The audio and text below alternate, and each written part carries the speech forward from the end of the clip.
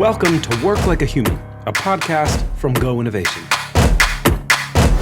Stop and consider how much time you will spend working over the course of your whole life. Like, what percentage of your time up to this point have you spent engaged in some kind of thing called work? How alive have you felt in that work? Does feeling alive in that work have more to do with your perspective or with the kind of work that you're doing, or both? These are some of the questions that this podcast exists to wrestle with. Given that most of us will spend so much of our life working, how can we be more human in that work and help others be more human in their work? What does it mean to you to work more like a human? Well, in today's episode, my guest and I tackle this question head on. My guest is Jessi Hempel. She's an editor with LinkedIn, the host of their wonderful podcast, Hello Monday. I wanted to talk to Jessi because as a coach, my goal is to ask the kinds of questions that put someone else at the center of the conversation. It's always a temptation to put yourself at the center. When I heard the way that Jessi interacts with her guests in her podcast, I thought, this person gets it. She asks great questions. Jessi and I's conversation was great, and we touch on a lot of the things that allow us to find more of our humanity in our work. Before we get into the interview, I'd like to tell you a quick story. My first W-2 job, I was about 16, and I worked at a CVS. I can remember not really liking it. Like I got it just because it was down the road from my house. I needed to work and get some money. They, at the time, had a practice of rotating you around the store to learn all of the different things. So I was in the back of the store, unboxing things and bringing them to the floor. I would just go clean up things. And then one day, they trained me on the photo machine. Now, not a lot of CVSs have these things anymore, but used to be, there were a lot of film cameras. And so you would take your film cameras or your disposable cameras to a CVS. They would put it into this massive machine. So I got to actually learn that machine. I would put on massive gloves and swap out the photochemicals. I would feed the film in the right way. You had to put your hands into this totally dark box and do it without being able to see what you're doing, because otherwise you'd ruin the film. And then on this really old looking computer screen in front of me, the photos would sort of move by slowly. You can learn a lot about people, not all of it pleasant, by seeing the kinds of photos that they would bring in to get developed. And sometimes we had to call a manager, I do not think we should develop this photo. That actually happened once that I can remember, but I'll spare you the details. My point is, it was very interesting to me seeing snapshots of life roll by. People that I had no idea who they were. So there's two things that this makes me think of. Number one, I think that for a lot of us, we are just trying to get by in our work. And some of us are working in jobs or situations that are so difficult and that are made difficult by other people that we do not necessarily have the power to change. That's real. So as a coach, I'm always helping people reframe their situation and get a new perspective. But as a human, and as somebody aware of power dynamics, I recognize that it's not just about perspective. However, for a lot of us, we go to our work and we sort of disengage a large part of our brain. And it's as if there's just these images that flash by, disconnected from who we are, what we care about. And at some point, I've realized that I don't want my work to be that way. If it is at all in my power, I want to try to find meaning in my work. I want to do it well. And I want to do it in such a way that brings me satisfaction, not just because of the job done, but because of knowing that I did my best at that job, whatever it is, big or small. Second thing I want you to think about is, imagine me, 16-year-old, learning to run this skilled machine. I realized that the people that came to drop off their negatives, they had really, most of them, no idea of what was required between them handing me their negatives and then me handing them back a little red satchel of developed photos. They didn't see the process. They didn't see the behind the scenes. And I learned to actually take some delight in that. It was sort of like our little secret, how much went into giving them back their pictures. In the midst of a job that I didn't really care about and didn't really want, I was able to find this spark of joy. And that's the earliest time in my life that I can remember thinking about work in a way where I was able to, because of a shift in my perspective and because of learning a specific skill, I was able to say, you know what, other people don't know about this and they may not care about this, but I find great meaning in this. As I prepare to step us into this interview that I did with Jessi, it's also really interesting. So we've been going through the pandemic. When I talked with Jessi, she and her family had actually come down here to where I live in Mississippi from New York, and they were just finishing up quarantine. So you'll hear that in the conversation. So this is a time when our work has been disrupted. Many people, either you're now working from home or you've gotten your hours cut, like my wife has, or you've been laid off. Those things strike at the core of who we are, in large part, I think, because Human beings are designed to be able to not only work, but to find some level of meaning in our work. This doesn't mean work is supposed to be the most important thing in our lives. And this is one of the things I appreciate about an interview that you'll hear is there's actually work is just one category of a number of categories in which a person can find meaning and think about who you are and why you do what you do. Work might just be the thing that gets you a paycheck. Work could be the thing that you feel like allows you to actually live out a calling.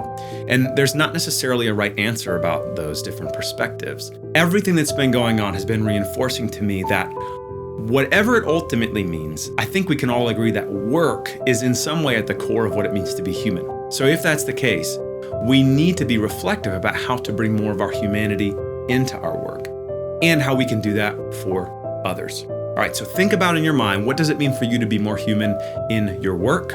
What are those highlight moments like that story I shared that you take with you? Thinking about that, let's go ahead and turn now to my conversation with Jessi. Jessi, thank you so much for being willing to have this conversation with me. It is very good to see your face again. It is wonderful to see your face too, virtually. Virtual cheers. Virtual cheers to you. And I love that we are actually in the same town, which we're not normally in the same town. I normally live in New York City, but during this period of quarantine, I'm just across town from you right now in Mississippi. That's right. So you and your wife and child came here how long ago? We came about 4 weeks ago. Okay. We did 2 weeks of full quarantine, and then we moved in with my wife's parents to help us out with childcare. And God bless them. I loved them before, but I really love them now. I've been seeing so many stories of people having to wrangle with full-time work, childcare. Before we started recording, you and I were just talking a little bit about some of those tensions. I'll say before we jump into all this, I really feel for parents of school-age children. Right. I've got several friends and some family members who I've been talking to recently, and the whole distance learn, I cannot imagine having had to do that as a middle schooler or as a high schooler. No, I'm chasing an 18-month-old, and I try to imagine. I just feel so much better to me than trying to force a second grader to look at a screen all day while also trying to work. That just feels so tough right now. It would just destroy my soul, honestly. Yeah. Yeah. Okay, so this is the Work Like a Human podcast, and we are exploring stories of what people bring to work and how they think about being fully themselves, fully human in and through work. And one of the main things you do is you're host of the Hello Monday podcast, which is a podcast at LinkedIn. Are there other podcasts from LinkedIn?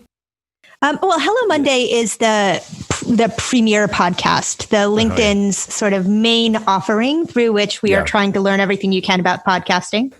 But yeah, we have a few more. We have a great one called This Is Working. We have one called In the Arena. Okay. So a few there. I mean, come on, there's just a lot to talk about when we talk about work, right? So it would be impossible to get all of that into one conversation. But yep. Maybe I'll start by telling you a little bit about what Hello Monday is designed to be. And in order to understand that, you have to understand something about me. So I have spent the last 2 decades as a business journalist, and specifically as a journalist covering the rise of technology. I started my career at Business Week magazine literally 20 years ago.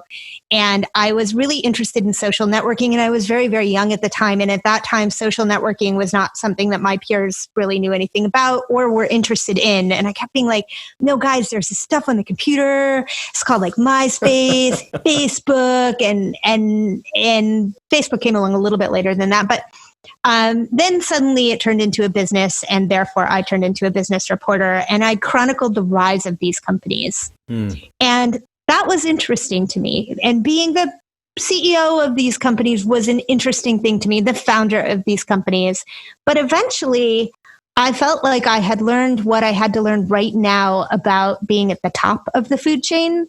And I became consumed with what it might mean just to try to go to work every day right now in the aftermath of the existence of these companies, and make meaning of the work that we do. And so that was a couple of years ago. At the time, I was a magazine writer for Wired, and I was doing a lot of traveling around with Mark Zuckerberg to Mobile World Congress, or interviewing Satya Nadella, the CEO of Microsoft, at technology events.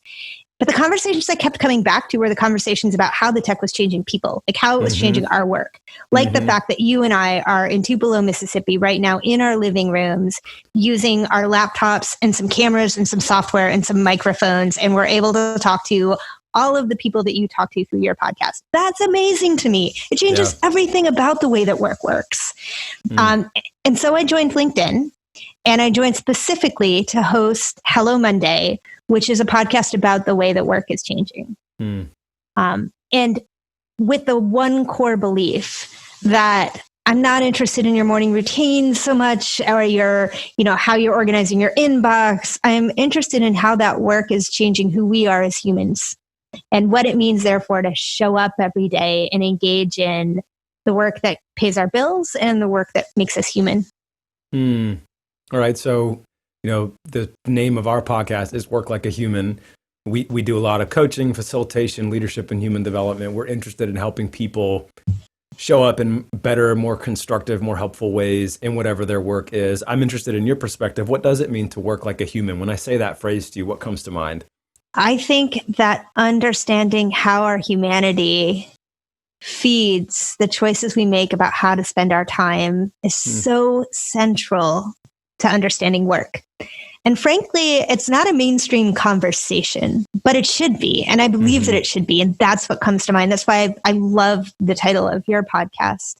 I think that a fundamental aspect of what it means to work like a human is to understand purpose and our relationship with purpose, and understand how that feeds into what we're doing for work.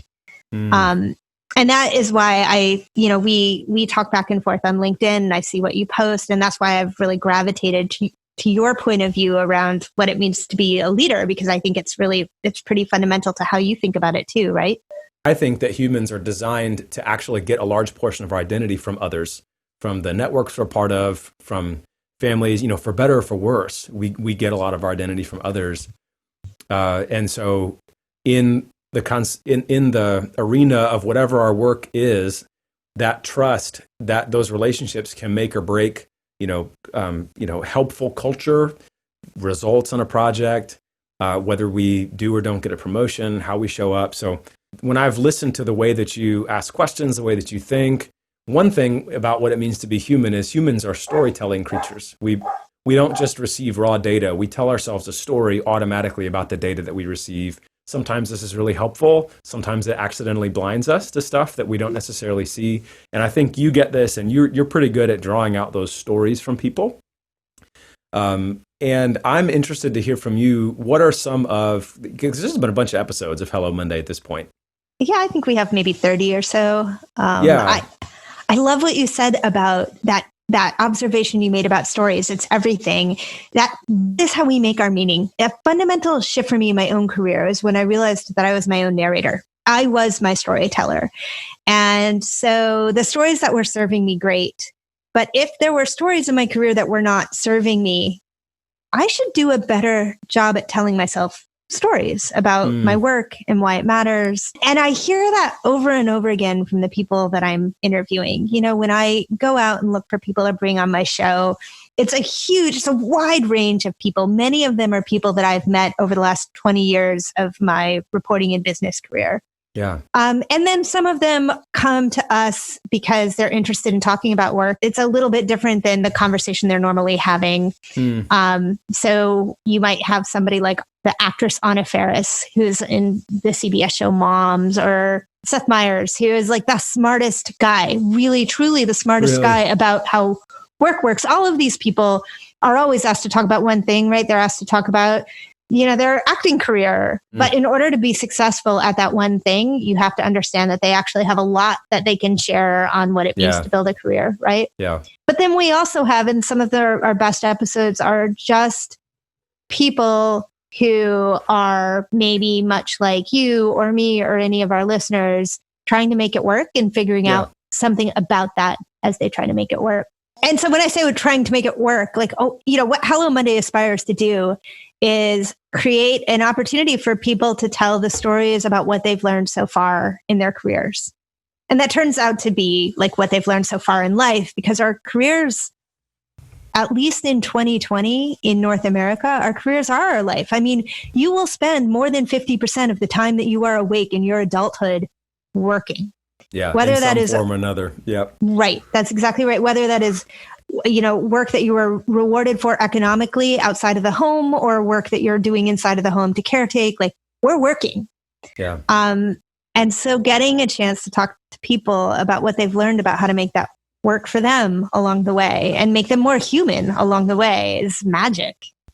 So where are some of the places you have found people finding meaning in their work? One big aha moment for me came very early. And it was when I was speaking with a writer named Elizabeth Gilbert, who wrote a book, 15 years ago now, called Eat, Pray, Love. She broke it down. She basically said, look, I have 4 categories. I have my hobbies. They're things I do just because I like to do them. Like if you like to knit or you like to garden. I have my paycheck and I need it to pay the rent. I have my career, and that is, I guess, a combination of your paycheck and the thing you love to do. And then I have my calling, and that's the thing I can't not do. Mm-hmm. And right now in our culture, we think that all 4 of those things should be the same thing, that you should show up in an office, and or at least this is the message that we often give young people when they head out to college, and we say, like, go do the thing that you love. Follow your heart. Follow your heart. Yeah. And somehow, you should make money doing the thing you love. You should spend the time doing the thing you love. And that's how you will know that you have lived an effective life. And Elizabeth Gilbert said, no. She said, pay your bills. You got to pay your bills. Like, find a way to make money and pay your bills. Figure out your calling. Yeah. If your calling is to be a lawyer and you can pay your bills that way, great. You have a career. But a career is not a necessity. You could pay your bills working at a restaurant, and your calling could be to paint murals, and you can make that work. And that is your contribution. That is your purpose. And that was a huge aha for me. That's making me think of 2 things. So I think a lot and speak a lot about the concept of vocation, which is this idea of sort of calling, like what it is that I feel most deeply in my soul I'm here to do. And when I'm coaching people a lot of times we'll be working through issues of like, maybe I should leave this career and start a different career. And I always tell people a job is at best only a partial expression of your vocation for most people. And a job is more like a strategy to live out some part of the vision that you have for your life. And that vision should be where your vocation lives. It should be bigger than a job. Don't put so much pressure on yourself to find every one of those things in your work, in your job. Because if you do that, it may be unrealistic. You may be setting yourself up for frustration. Maybe you'll deal with like really terrible work-life harmony imbalance because you don't have boundaries, because you think you're supposed to find all of your meaning at your work. I think that's right. And the other thing that is worth talking about in all of this is timing. If we are lucky and if we are healthy, and right now it's a time that we hope that for everyone listening, we'll have some decades before us to make meaning out of our work. And not everything has to happen in the same moment. And so we had this guest, Arthur Brooks, who was until recently the head of a conservative think tank. And he resigned somewhat abruptly. It was a little surprising to people because he was very successful at it. He'd been doing it for more than a decade. And he left and he became a professor. And he started out what he considers to be the next chapter of his career as a professor. And when he did that, he explained in a beautiful, and I would encourage you to read it, a beautiful article in The Atlantic, that it was a decision he made proactively. Because he felt like there are times in your career when you are better and worse at things. And that he felt like he was in a transition moment. He felt that as part of a think tank, you are rewarded for sharp thinking and creating new ideas. And that was something that we best did in the middle of our lives. And that toward the latter part of our career, we move into a place where the thing we will be most rewarded for is mentoring and teaching others. It's a place where we can find deep meaning and satisfaction, where we can put all of the expertise we have grown over the course of our career to work. And he wanted to get there in advance of discovering that he had fallen short on the more creative side of things. And whether you agree with his perspective or not, it does bring up this idea that like maybe there are times when we're better and times when we're worse at certain things, and we don't have to have it all at once. So Jessi, maybe more focused on you personally, what does it look like for you to find meaning in the work that you do? Like, what are the values that play for you? How do you make decisions about what's worth your time? I mean, it sounds like you didn't start your career intending to become a podcaster with LinkedIn. So obviously you've had like a journey to get there. I didn't start my career such as it has been intending to be where I am either. So I'm always interested to hear, what are the values and the principles that have guided and still guide what it looks like for you to make meaning out of your work? That is such a big question. Yeah. And I'll tell you, it's hard for me to answer first because I've made a profession out of asking other people questions and thinking very little about my own process. And yet it is such an easy question to answer for me. There are 3 pillars that sort of guide how I think about what I do. The first and foremost is deeply connecting to people. I always want to be in community with people who are doing important things, and anything that I can do to align myself with that feels important. The second is deep curiosity. And I've found that, I don't think everybody is a curious person, and I don't think you need to be a curious person to lead a fulfilling life. But I am deeply curious. And anytime I lean into that curiosity toward people, good things happen. Yeah. And the third is a little bit more related to craft. I am a podcaster, but over and above that, I'm a writer. The podcasting is new for me. I've been doing it a year and a half, and I'm still writing. I have my personal newsletter that I write. Yeah. I have various magazine projects and book projects always going on. And writing for me is a non-negotiable. I would die if I didn't do it. And it is a thing that I've always known about myself. And to me, it's like the biggest gift. I have known this about myself since I was 8, that I was a writer. And if I wasn't writing, some true expression of my essence would not be delivered. Like I have to be doing it. Yeah. I'm a singer-songwriter and a musician. I think we've talked about this, and I resist calling it a hobby because it feels a little demeaning. I talk about it like a passion project, which I think probably sounds really pretentious when I'm just in casual conversation. But I just don't want it to slip into that hobby status. Like, I don't know. I don't mean to denigrate hobbies, but to me, it just feels like the word hobby just doesn't communicate. Even though I'm not getting paid for it right now, I don't do it that often. Like, there's something that it's just a slice of me that I can't not do. Well, isn't it because hobbies somehow feel optional in our culture? And like an elective. Like it's something you try to pick up rather than like something you can't not do, which is what I hear you say is writing is for you. Right. And maybe that's what music is for you. It certainly is. In a moment like quarantine, for example, it's the thing you stop doing so that you can help your family get through it. But actually, for me with writing, maybe for you with music, if I stop doing this right now, everybody suffers. Like my family is worse for it. My child gets a worse parent. Like it's bad. So you mentioned a lot of your interviews on Hello Monday are around like making meaning out of work and the stories that we tell ourselves around those things. How have you seen some of those things shifting given ongoing pandemic, social distancing? You and your family have been uprooted from New York to Mississippi. So there's just so much happening around the world. But specifically thinking about the stories that you're encountering right now, what if any shifts do you see happening? I mean, I think that the most critical thing for us all to be learning about right now is living with uncertainty. And I think there are certain populations of people who can teach us a lot more about this than we've had to learn so far. If you are a person living with an illness like cancer, you live with uncertainty every day. Yep.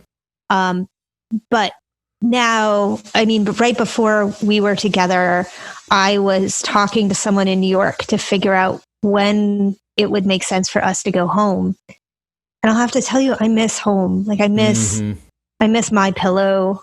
I feel so lucky that we had a place outside of Brooklyn to go, but I just want to sit on my sofa. And I keep feeling like if I just knew when I could sit on my sofa again, it would be easier to wait for it. Yeah. Like June 1st or June 15th or when? And we don't get to know right now. Yeah, we only get to know about today. We don't even get to know about next week. And that is hard, right? Yeah. I think that is why I don't know how active you are on Facebook. I'm more active than I wish I was, but my newsfeed, I try to have a pretty diverse group of friends. My newsfeed has been full of more what I would call my own bias conspiracy theories lately. And I've been trying to practice thinking really charitably and openly about what I see, because there are people posting this. It's not just a bunch of ideas, it's people. But what I see is people needing to find some way to reassert some level of control over their world. When everything feels out of control, what you want to figure out, you want to see behind the curtain. And whether it's trying to figure out when this is going to end, or trying to figure out who's really to blame, or what's really going on, there's really an agenda. You know, I've just seen a lot of people expressing some version of that, and I think it's a result of, it's like an evolutionary fight or flight thing. Our brain is trying to protect us. The emotional fight or flight part of our brain acts more quickly than the other parts of our brain, and we're just trying to assert control. And so it's really not about rational arguments or being convinced. I think it is about how can we emotionally cope with uncertainty. I agree with you. It's a big deal. You know, I have a Post-it on my computer that says, what decision would you make? I'm going to read it here. What decision would you make if you knew that your job was guaranteed and your family was going to be okay from now until forever? And I keep it there because I don't know any of that, right? Like I don't know that I strongly suspect my company will survive, but I don't know what kinds of decisions it will need to make in the next year. I can't guarantee that I'll have employment. I really hope that no one in my family gets sick, but I don't know that. And I don't know about you, but I can stay up at night spiraling about those things. And if that is the headspace in which I am making all of the right now decisions about how I live today, from what I'm going to have to lunch to how I speak to my wife during my half-hour break to how I interact with a meeting at work, that's the wrong headspace to come from. Yeah. And so it's a check-in for me to remind myself that to some degree, even amidst all that uncertainty, we can choose to make decisions right now from a place that says that I'm going to choose to believe I'm going to be okay. Yeah, we may not have a lot of control over a lot of our circumstances, but our perspective, there are always some things we can control. Our perspective is one of those. Yeah. Control is a bad word. I've been trying, maybe you can help me because you're good with words. I've been trying to figure out a better way to communicate this, because when you say your perspective is under your control, what I really mean is influence over time. Because I don't want it to sound like I'm telling people there's a switch you can find and flip, and suddenly you're just going to start believing and thinking differently, because this is not how our psyches work. But it is true that you can train yourself to respond differently to the same sets of circumstances, and different people will not respond the same way to different circumstances. One may respond in a constructive way, one in a destructive way, and I think it's trainable. That's what I mean when I say that there are some things that are within your control. I just can't find like a pithy way to say it. The problem with control is it makes it seem like something you could berate yourself against. Like that chocolate cake, and whether you eat it while it's sitting on the counter, that's under your control. That's like do better. That's under your control. And therefore, if you eat it, you should really yell at yourself. You should be ashamed. And that's not the point. The point is not shame. It's not that. There's something... It's that there's a companion to it, right? The companion is extreme self-love. And that is the piece that we have to also practice right now. And that is gooey. It is hard. First of all, it sounds a little floaty. Like I don't even like saying it aloud. I feel like maybe I'm Elizabeth Gilbert. I just like became her. I respect her so much, but her voice is not my voice. Sure. But truthfully, I like part of all of this is that we train all of that fear and anger and rejection of the circumstances back on ourselves and our poor selves right now. Like we're dealing with so much, and you can't really begin to contemplate changing your perspective until you know where that perspective comes from and who holds it and what they're carrying. Until you know yourself. I was just on a coaching call this morning, coaching someone, and I asked them where, as they were talking, I heard that they were basically chastising themselves for not living up to an expectation. And so I was able to ask, where does that expectation come from? And the reality was it was internal. In this case, it was a person who doesn't cook very much, and they feel like they needed to cook a lot more. And so they tried it, and it was making them miserable because it gives them anxiety for whatever reason. And it sounds funny, but it was like the bigger picture was, it seems little, it gives me anxiety. And now I'm feeling that plus the burden of like guilt that I hadn't already been doing that. And I was like, well, did your spouse ask you to start doing that? And they said, no, not at all. The expectation is totally internal. It's totally right. internal. And internal expectations can be good, but I think they are, we get them mixed up. So we respond to them as if we're trying to be accountable to someone else, which we don't need to be if we're putting those burdens on ourselves and it's not serving us in some way. Yeah. Another thing that I see coming up a lot for Hello Monday listeners is a reduction in employment. Maybe it's a furlough, maybe it's a layoff. Very often, if there are two working people in a household, one person experiences a layoff. And many of us in our culture are already overstretched and really stretched. Oh, yeah. And it's terrifying. And it brings up all of the feelings that go with rejection and being rejected by your employer. And you can say anything you want about how this is a crazy time. If you've lost your job, it still feels personal. It feels like it's happened to you, and that maybe it's your fault. Maybe they've done something. You have to peel all that back. And then there's just a very practical question of like, well, what do you do? Like, what do you do now? Yeah. Are you seeing that come up in your coaching?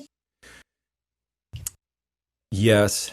Probably a dominant theme I'm seeing in my coaching right now is the idea of polarity management or polarity navigation.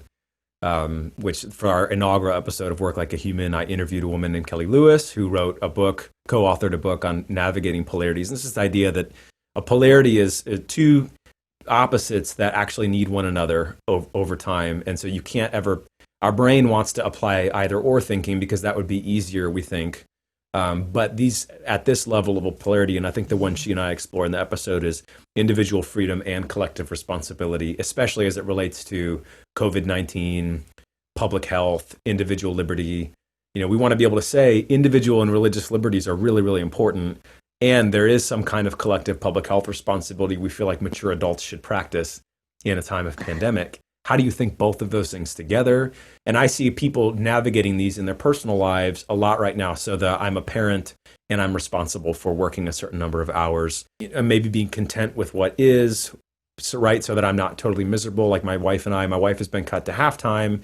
Long term, she would love to be at home more with our kids. And so she was just talking to me like, it's funny, I'm really chafing against, like frustrated at this, that my hours have been cut, but I'm getting this gift of unexpected time with our daughters that they're never going to be this age again, but both of those are legitimate. It's legitimate to be frustrated and it's legitimate to be grateful. And it's like a complex higher order level thinking to try and get that right. I'm seeing that pop up I'm seeing you nod. So I'm sure you recognize the tensions. Yeah. Last week, I stomped inelegantly into the room here that we are using as our office.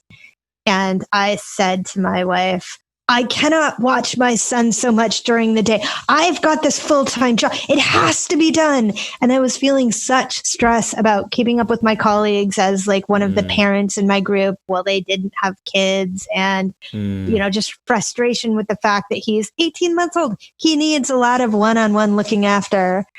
And it's also true that right in this moment, I know his cycles better than I ever have before. I understand him so much more than I did before. And I relish that. Yeah. And somehow both of those things are just true at the same time. Yep, they both are. So Jessi, as we begin sort of winding down the conversation, I did have a thought that I think could be a potential gift to people listening. So people listening, they have work that they do and they have personalized balance and all this stuff, but there's a skill that I know you have honed over a long time, and that is the skill of storytelling. So I think you know how to detect a good story, and I think you know how to set up and frame a good story. So I'm wondering, and I did not prep you for this, so feel free to think about it, but I am wondering if storytelling is an incredibly important skill. Like if we're needing to go talk to our boss to get a promotion, if we're trying to motivate a team and share vision for something, if we're trying to figure out, like, I need to teach something to somebody and I want to get them interested in it and on board. It's all really storytelling. That's how I think of it. So I wonder, like, what makes a better story? What are some tips that you can think of that people could actually potentially walk away and apply, whatever telling a good story needs to look like for them? So as you were asking that question, I had one very clear thought. And that is that what I'm good at is not storytelling. So many people are storytellers, but very few people are active listeners. And I think that what makes a good storyteller is being a truly active listener. And so often we want to jump in because that is part of what it means to communicate with people. Like we feel so connected when we can say that story, I know a part of that story too. We share the same truth around that story. That is how we feel connected. But the higher order version of that is when you catch yourself and don't jump in and let somebody tell their truth all the way to the end. And it is also a wonderful negotiating technique. It's a wonderful community building technique that when you are with somebody that you want to win over to your way of thinking about something or build a relationship with, that usually the best way to do that is to ask them questions and make more space than you're comfortable with for the answers. Ask them questions and make more space than you're comfortable with for the answers. And I'll give you one example of this from my own life. A few years ago, I wrote a magazine article for Time about my brother. And I have known my brother our entire lives. So, handful of decades we go back. But for the article, it was a different assignment. I needed to listen to him completely and then attempt to tell his story. And in this case, it was the story of my brother and his wife's attempt to have a baby. And so I had to stop myself and interact with my brother as a journalist. I sat down and I asked him questions.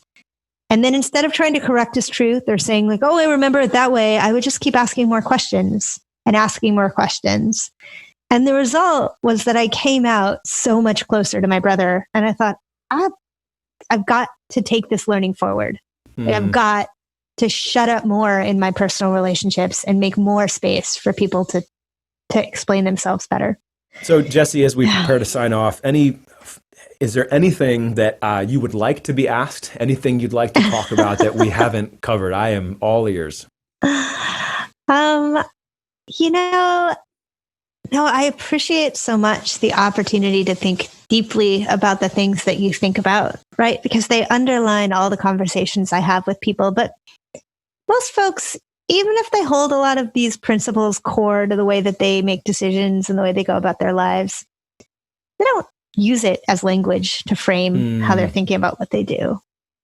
And certainly the conversation is never turned back on me. So I'm both a little bit shy and embarrassed about that and also grateful for that opportunity. Well, I'm glad to put you on the spot as part of what I wanted to do. I've really, really enjoyed getting to know you, and I do look forward to taking an appropriately socially distanced walk together now that we're in the same town at some point in the not too distant future. I absolutely think that we can do that. I'm 6 feet away. I even have a new mask somebody sent me.